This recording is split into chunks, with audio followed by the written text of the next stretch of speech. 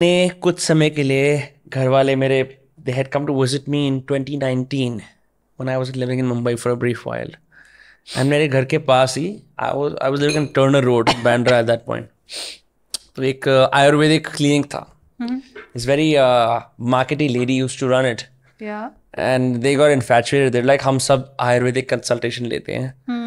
तो उन्होंने हमारे को तरह तरह की वो औषधियाँ मतलब different Ayurvedic drinks like basically वो आयुर्वेदिक बॉटल्स थी लेबल्स के साथ डिफरेंट नाम उनके I forget it's long time ago and एक स्पेसिफिक डाइट और सबका पहले वो कॉन्स्टिट्यूशन चेक कराया था कि किसका क्या वात आया पित्त है कफ है. मेरे पापा का कफ आया, मेरी मम्मी का वात आया, मेरा पित्त आया. और वो आयुर्वेदिक डॉक्टर ने जाके बोला कि वाह आप में तो बहुत गुस्सा भरा हुआ है, आप तो बहुत ज़्यादा पित्त उस कॉन्स्टिट्यूशन के हो. पहले मैंने कहा वाह क्या अच्छा मतलब आई फेल्ट प्राउड कि आई एम पित्त constitution. Gradually I started taking the diet, you know, excuse my language, every one of us would used to shit a lot, like all the time after taking those ayurvedic हम जो पीते थे वो फिर दाल रोटी जो भी उन्होंने बोल रखा था खाते थे. The bathroom had to be turned, वो flush का वो पानी खत्म होना शुरू हो गया. We were shitting so much. After a while, I was like, what the fuck are we doing? ये चल क्या रहा है? I don't think this is sustainable. और उनको 5 दिन में जाना था तो उन्होंने carry on करा and I stopped. Now they've also stopped. It's been a very long time. It got me believing, and especially now, once India में आयुर्वेदा के नाम पे बहुत सारे फ्रॉड्स होते हैं. आयुष मिनिस्ट्री से बहुत सारे लोग अपनी आयुर्वेदिक दवाई पास करा लेते हैं. लोग उसको फार्मास्यूटिकल समझ के यूज़ करते हैं. बुरा इफेक्ट होता है, रेगुलेशन नहीं है. In your practice, which is a holistic practice, which is a old school traditional practice, is there space for Ayurveda? Personally, as a person, I do consume, if needed, Ayurvedic treatment I take, and it has benefited me. But as a professional, I would not be I would not be completely pro Ayurveda. I'll not be completely pro science. I'll be completely pro what really works for the person for his long-term health. Okay? एक बहुत छोटा सा example है. आयुर्वेद के हिसाब से दूध में नमक नहीं डालना चाहिए. Right?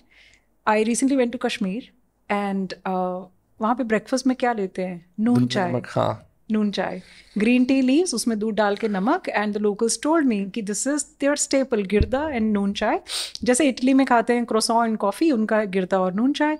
और उसका लॉजिक भी है कि उनको उससे हाइड्रेशन मिलता है, उनके इलेक्ट्रोलाइट्स मिलते हैं. वहाँ पे इतनी ठंड होती है तो they will be peeing a lot, तो इतना यूरिनेशन में उनको वो एनर्जी चाहिए होती है, मतलब इलेक्ट्रोलाइट्स चाहिए होते हैं. This gives them. या फिर वो बहुत ज़्यादा गर्म कपड़े पहनते हैं, बहुत ज़्यादा स्वेट करते हैं, फिर उनको इलेक्ट्रोलाइट्स के लिए चाहिए होता है, तो वो दूध वाली चाय में नमक डालते हैं, which is kind of culturally, culinary adaptability कह लीजिए. So I again बार बार हर चीज़ घूम फिर के आती है. Every person is unique. Your gut microbiome is as unique as your fingerprints. So that's the reason it's called as gut feeling. What really works for me as a remedy might work for you as a poison.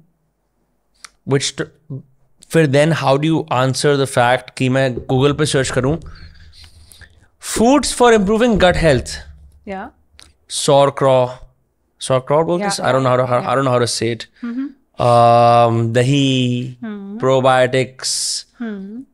अब किसी के are these universally good foods for the gut? Okay.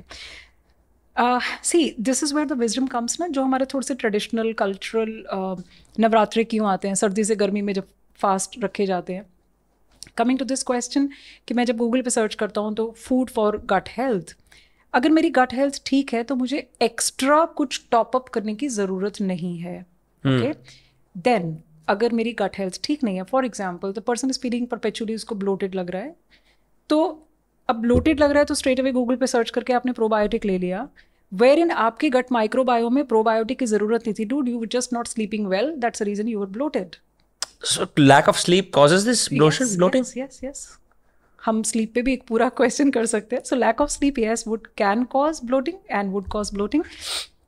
So versus now somebody has उसको बहुत ज़्यादा bloating है और fatigue है और परेशानी हो रही है, वही गूगल सर्च किया प्रोबायोटिक ऐड कर लो और उसने वो सप्लीमेंट की तरह ऐड कर लिया, या फर्मेंटेड फूड्स, sauerkraut और ये सब जो And what if the person has SIBO, small intestinal bacterial overgrowth?